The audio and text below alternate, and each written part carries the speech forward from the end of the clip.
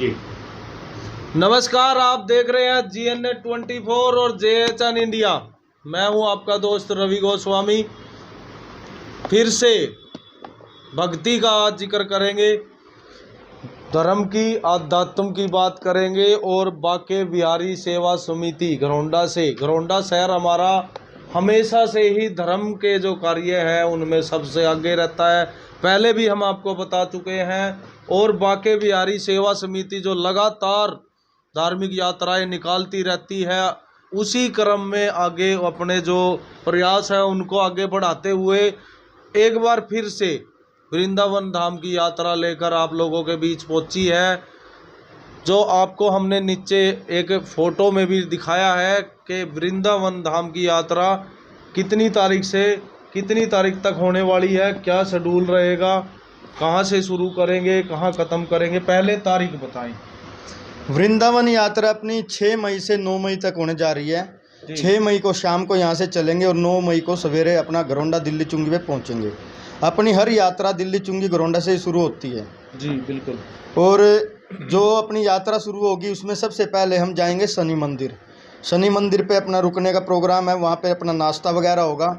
उसके बाद अपना नंदगांव है, नंदगांव के बाद बरसाना है। बरसाना में थोड़ा जल्दी बता देते हैं, इतनी जल्दी में समझ नहीं आएगा। आप यहाँ से शाम को निकलते हैं। हाँ जी, निकल गए, खाना वाना खा के यहाँ से खाना खा के निकलेंगे। आप रात को पहला स्टे कहाँ रखेंगे? रात को रोकेंगे, सुबह रोकेंगे? रात को यहाँ से चलेंगे और सवेरे पहुँचेंगे हम शनि मंदिर। जी, शनि मंदिर पे अपना नहाने धोने का प्रोग्राम है और साथ में नाश्ते का प्रोग्राम है सुबह के टाइम। अगले दिन सुबह आप 6 तारीख को शाम को चलोगे, 7 को सुबह आप शनि मंदिर मथुरा में ही पड़ता है ये हाँ, मथुरा जनपद पड़ता है ये। हाँ, शनि मंदिर एंट्री करते हैं आगरा को क्रॉस करके। आगरा आपका आगे रह जाएगा, उससे पहले ही पड़ता है ये। हाँ, मथुरा पहले होडल से आगे जाके। सॉरी, होडल जैसे ही हरियाणा का बॉर्डर हम क्रॉस करते हैं, होडल वाला मथुरा में एंट्री करेंगे। शनि मंदिर वहाँ अपना पहला स्टे होगा। हाँ, वहाँ पे कोकिला वन है और वहाँ पे जो कहते हैं शनि मंदिर का सबसे बड़ा धाम है जी। और हर शनिवार को वहाँ पे मन्नतें मांगने के लिए आते हैं लोग, इसलिए हम हर शनिवार को कोशिश करते हैं कि शनिवार को ही शनि मंदिर तक पहुँचे। तो अब की बार भी शनिवार को ही पड़ रहा है और शनिवार की सवेरे के टाइम हम शनि मंदिर पहुँचेंगे। वहाँ पर अपना नहाने धोने का प्रोग्राम है, नहा धो के और उसके बाद शनि महाराज के दर्शन करेंगे जी। और फिर नाश्ते का प्रोग्राम है। फिर आप वहाँ से करीब 9-10 बजे, वहाँ से हम 7-8 बजे के आसपास निकलेंगे और 7-8 बजे के आसपास हम जाएंगे नंदगांव। वहाँ से आप 7-8 बजे निकल जाएंगे करके। हाँ जी, अर्ली मॉर्निंग नहाना धोना करके दर्शन करके 7-8 बजे आप निकल जाएंगे वहाँ नंदगांव जी।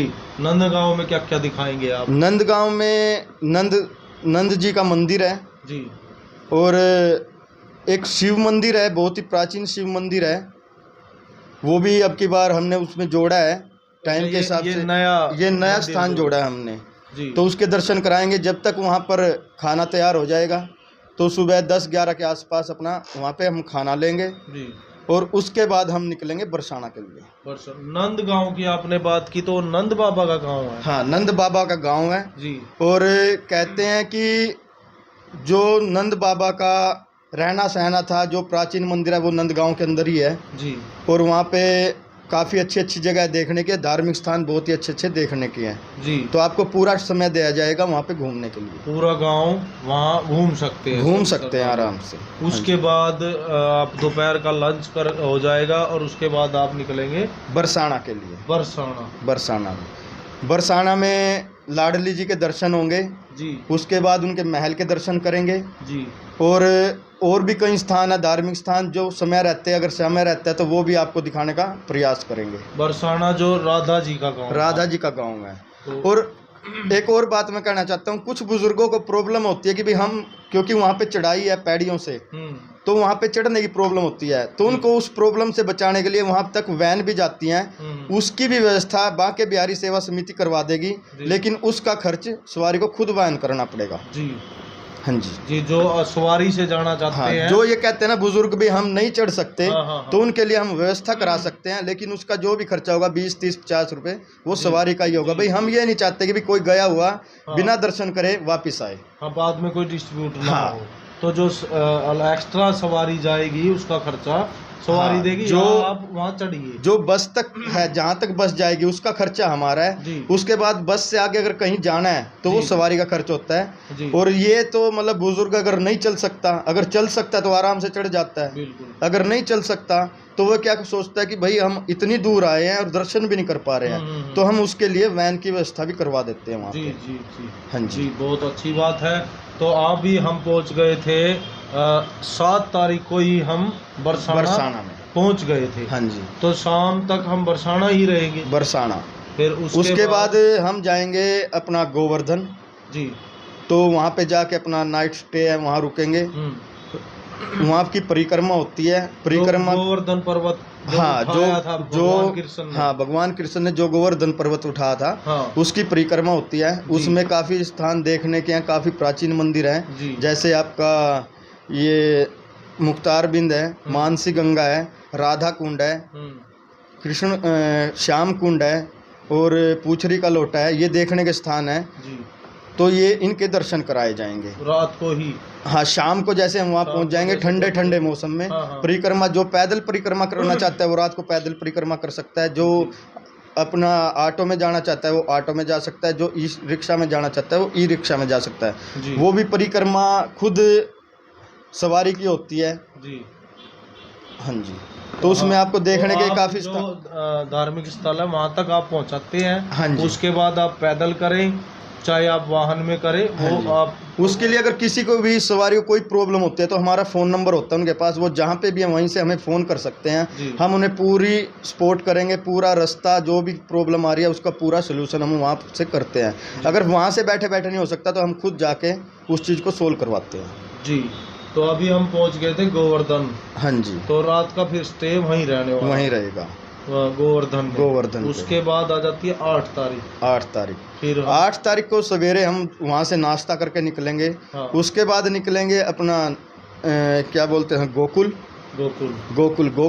गोकुल में वहाँ पे कान्हा जी का जो छोटा सा रूप है, हाँ। वहाँ पे है। और कहते हैं कि जो जब उनका जन्म हुआ था तो मथुरा की जेल में जैसे उनका जन्म हुआ था तो उनको उनके पिताजी गोकुल के अंदर छोड़ के गए थे जी। और वहीं पे उनका पालन पोषण हुआ है। तो वहाँ पे काफ़ी जगह हैं जहाँ पे उनकी लीलाओं के दर्शन होते हैं। जी। वो चीज़ें अभी भी हैं, वो चीज़ें अभी भी हैं। हाँ। और वहाँ पे मतलब काफ़ी पुराने द्वार हैं, वो सारी चीज़ें आपको वहाँ पे दिखाई जाती हैं। जी। तो 8 तारीख को सुबह गोकुल नंद बाबा का गांव था वो भी, हाँ जी, जहाँ पे श्री कृष्ण का पालन पोषण हुआ है। तो वो पूरा आप दिखाएंगे? वो पूरा दिखाएंगे। उसके बाद हम जाएंगे मथुरा, जी, जहाँ कृष्ण जी का जन्म हुआ था। मथुरा जन्मभूमि है जी। तो वहाँ पे जन्मभूमि भी दिखाएंगे। और एक और चीज़ है वहाँ पे, जो जेल है, जो जन्मभूमि के साथ ही लगती हुई एक मस्जिद है जिसको कहते हैं कि भाई इन जो मुसलमानों उन्होंने कब्जा किया। तो वो चीज़ साथ साथ है। बहुत ही देखने की चीज़ है कि कैसे एक जगह पे दो चीज़ें बनाई गई हैं। एक मंदिर भी वहीं है और मस्जिद भी वहीं है। उसके बगल में ही है। हाँ जी। हाँ। तो जो मंदिर है, जो मतलब उनका कृष्ण जी का मंदिर है, वो मस्जिद की बिल्कुल दीवार के नीचे बना हुआ है। दीवार में दीवार है तो? हाँ, दीवार में दीवार है। तो ये मथुरा में है? ये मथुरा के अंदर है जी। जिसका काफ़ी बात सुनने को मिलता है, समाचारों में वगैरह न्यूज़ में सुनने को मिलता है। तो वहाँ पे भी दर्शन कराएंगे। कराएंगे। तो उसके बाद हम जाएंगे अपना वृंदावन में कुछ लोगों की इच्छा होती है, जो अपने गुरुजी हैं अनिरुद्ध आचार्य जी, उनका आश्रम है। जो साथी वहाँ जाना चाहते हैं तो उनकी भी हम व्यवस्था करा देते हैं। वहाँ से सीधा ऑटो वगैरह करवा देते हैं, वो सीधा गुरुजी के दर्शन करके आ सकते हैं जी। उसके बाद अपना ये बांके बिहारी मंदिर है जी, निधि वन है जी, और प्रेम मंदिर है, इस्कॉन मंदिर है, राधा रमन मंदिर है। काफ़ी स्थान है देखने के, जैसे वृंदावन के अंदर।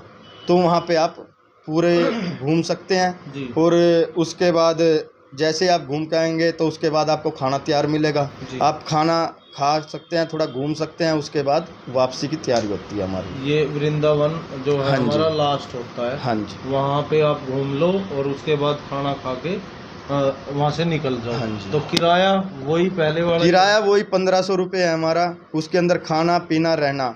और एक और बात, जैसे वहाँ पे पानी की समस्या रहती है, भाई पानी वहाँ पे खा रहा है तो मिलता नहीं, तो उसकी व्यवस्था भी श्री बांके बिहारी सेवा समिति ही करती है ताकि शुद्ध और अच्छा पानी मिल सके। पीने का पानी आप हाँ। मुहैया कराते वो हम अपनी संस्था की ओर से कराते हैं, ये नहीं कहते भाई आप बोतल ले हो या आपकी व्यवस्था खुद करो, वो हमारी वो है व्यवस्था, हम खुद व्यवस्था करते हैं।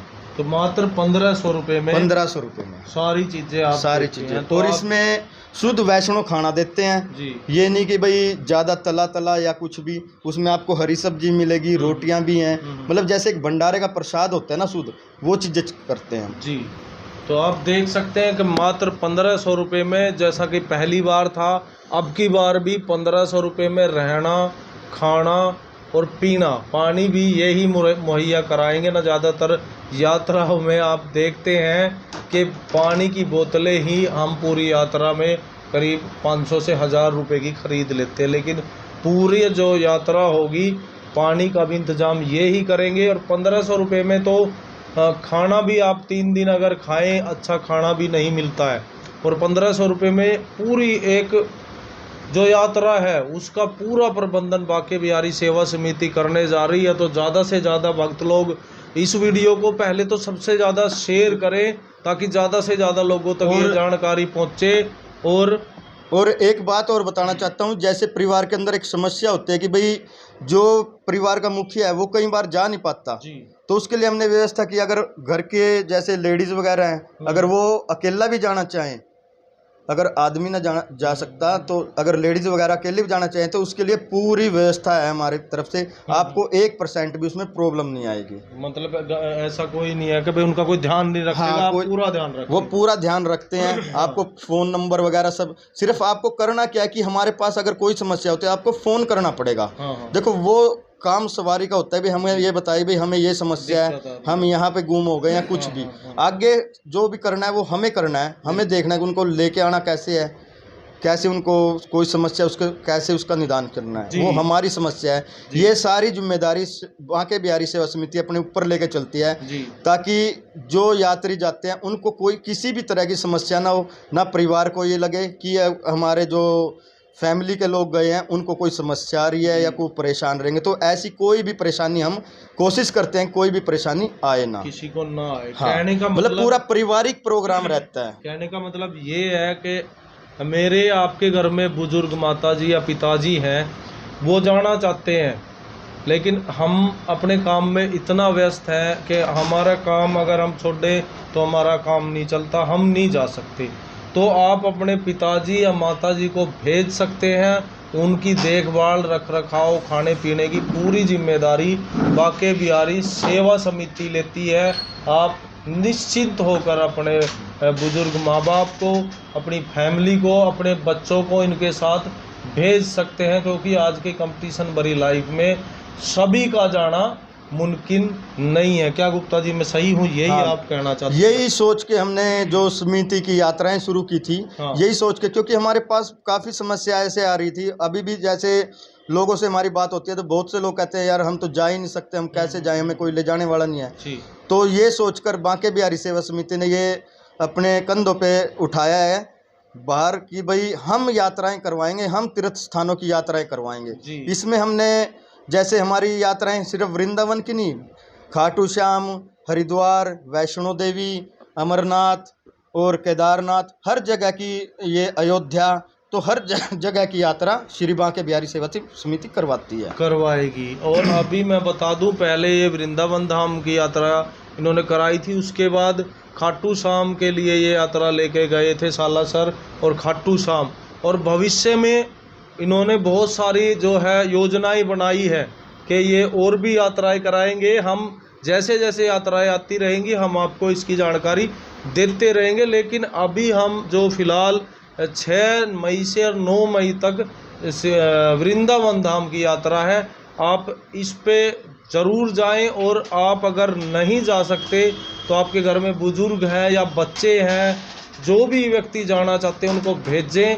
ये एक ऐसी समिति है जिसका मकसद ही ये था कि जो लोग घर में बुज़ुर्ग लोग कुछ काम नहीं करते हैं लेकिन उनके साथ कोई जाने वाला नहीं है, इसलिए वो कहीं जा नहीं सकते, तो बांके बिहारी सेवा समिति एक बीड़ा इन्होंने उठाया है कि जो लोग जाना चाहते हैं जा नहीं पा रहे हैं उनको ये एक तरह से उनका परिवार, उनका बेटा बन के उनको ये दर्शन करा के लाएगी। ये समिति अपनी जिम्मेदारी पे खाने की, पीने की, रहने की पूरी व्यवस्था ये करेंगे और जैसे लेके जाएंगे वैसे ही वापस आपके घर छोड़ने तक की जिम्मेदारी ये समिति लेती है। सभी लोगों से अपील करूँगा कि ये धर्म के लिए, श्रद्धा के लिए और भगवान श्री कृष्ण के लिए इस वीडियो को आप ज़्यादा से ज़्यादा शेयर ज़रूर करें। और जो लोग दर्शन करना चाहते हैं श्री कृष्ण के, राधा जी के, उन गाँव के, उन धार्मिक स्थलों के, उनकी मनोकामना पूरी हो जाए आपके माध्यम से, आपके एक शेयर से। आप दूसरों को बताएंगे, वो दूसरों को बताएंगे, ऐसे ही ये चीज़ फैलेगी। तो कुछ लोग आस लगाए बैठे रहते हैं कि हमें कोई ऐसा माध्यम मिले जिसके हम श्री कृष्ण जी के दर्शन, वहाँ उनके गांव के दर्शन कर सकें। तो आप लोगों से अपील के वीडियो को देखने के साथ साथ शेयर ज़रूर करें। गुप्ता जी, क्या लास्ट में क्या कहना चाहेंगे? जो लोग देख रहे हैं क्या अपील करना चाहेंगे? मैं तो ये कहता हूँ कि भाई अगर धर्म से जुड़े रहना है तो देखो उन तीर्थ स्थानों की यात्रा करनी जरूरी है जो हमारे धर्म से जुड़े हुए हैं जी। और अगर आप वहाँ से जाओगे, आपकी आस्था है तो आपको ज़रूर जाना चाहिए। और बहुत से लोग ऐसे हैं कि जो नहीं जा सकते, तो आप उनको बताएं कि आपके घरोंडा के अंदर ऐसी समिति है जो आपको यात्रा करा सकती है, जो आप अगर आप नहीं जा सकते तो आपके परिवार को यात्रा करा सकती है। तो मैं तो ये कहूँगा इस वीडियो को ज़्यादा से ज़्यादा शेयर करें और ज़्यादा से ज़्यादा लोगों तक पहुँचाएं और हमारी समिति से जुड़ें। जुड़ने के लिए हमने एक व्हाट्सएप नंबर, आपके एक फ़ोन नंबर आपके जो स्क्रीन के नीचे दिया गया है वो आप इस्तेमाल कर सकते हैं और हमसे कांटेक्ट, आप किसी भी तरह की जानकारी लिए भी हमसे बात कर सकते हैं। हम आपके लिए 24 घंटे अवेलेबल रहेंगे। जी, तो इन्होंने कहा जो नंबर नीचे स्क्रीन पे दिया गया है, प्रदीप कुमार गुप्ता जो संचालक संस्था इस संस्था के संस्थापक हैं प्रदीप गुप्ता जी, जिनसे हम आपकी बात करा रहे हैं, उनका नंबर है। आप उनसे किसी भी समय संपर्क कर सकते हैं संस्था से जुड़ने के लिए और बुकिंग, यात्रा की बुकिंग के लिए। बुकिंग का कैसे रहेगा गुप्ता जी, वो भी आप बता दें। हाँ, यात्रा बुकिंग कराना चाहते हैं, जैसे आप अपनी टिकट बुक कराना चाहते हैं, आप ऑनलाइन भी कर सकते हैं, आप हमारे ऑफिस में आके भी कर सकते हैं और आप किसी भी हमारे साथी से मिलके भी अपनी यात्रा की टिकट बुक करा सकते हैं। ऑनलाइन के लिए जो जैसा भी जो पहली शर्त होती है हमारी आधार कार्ड। हम चाहते हैं कि जैसे हमारे साथ फैमिलियाँ जाती है तो पहले हम उनका आधार कार्ड लेते हैं ताकि हमें पता रहे कि भी कौन लोग हमारे साथ जा रहे हैं। एक रजिस्ट्रेशन हो जाता है कि भाई कौन हमारे साथ जा रहा है, कौन नहीं जा रहा है और अगर उनकी एज कितनी है, क्योंकि आने वाले समय में हम काफ़ी सुधार करने वाले हैं अपनी यात्राओं में, तो उस चीज़ को लेके हमने ये चीज़ बनाई है। आप ऑनलाइन भी रजिस्ट्रेशन करा सकते हैं अपना आधार कार्ड भेज के। आपको जैसे आप आधार कार्ड भेजोगे उसके बाद जैसे आप थोड़ा पेमेंट करोगे 50%, तो आपको रसीद दी जाएगी। वो रसीद मिलने के बाद आपकी टिकट बिल्कुल पक्की है, उसको कोई कैंसिल नहीं कर सकता, वो कन्फर्म हो जाएगी। उसके बाद आपकी वो टिकट कोई कैंसिल करा ही नहीं सकता। खुदा ना खास्ता अगर कोई दिक्कत आ जाती है, देखो यात्रा अगर रुक जाती है तो हम कुछ कह नहीं सकते लेकिन अगर यात्रा जारी है तो आपकी रसीद आपके पास है, तो वो हम जिम्मेदारी हमारी हो जाती है आपको पहले लेके जाना। तो इसलिए हमने पहले ये किया कि जिसको भी रसीद मिल जाती है उसकी टिकट हम कंफर्म कर लेते हैं।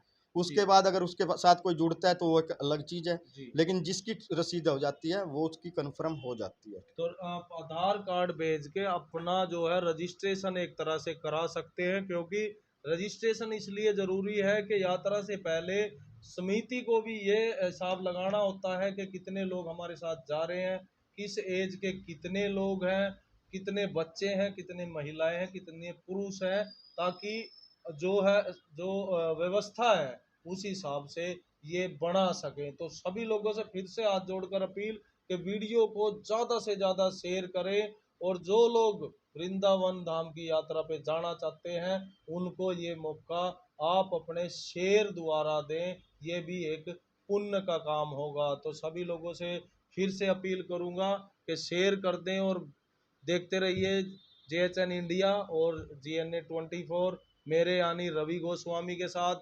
धन्यवाद, नमस्कार, जय श्री राधे।